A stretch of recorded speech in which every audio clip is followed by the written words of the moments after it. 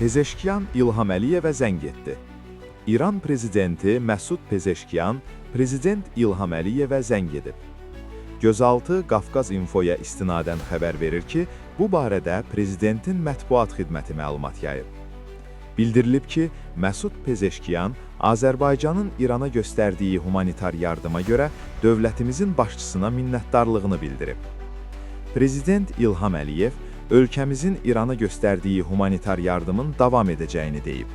Yaxın zamanlarda növbəti humanitar yardımın göndəriləcəyini vurğulayıb. İranda vəziyyətin gərginləşməsindən narahatlığını ifadə edən dövlətimizin başçısı həlak olan İran vətəndaşlarına Allahdan rəhmət diləyib. Prezident İlham Əliyev qarşıdurmanın tez bir zamanda sona çatmasını arzuladığını bildirib. Telefon söhbəti zamanı regionda sülhün tezliklə əldə olunmasının zəruriliyi vurğulanıb. Söz altında yox, göz altıda qalan.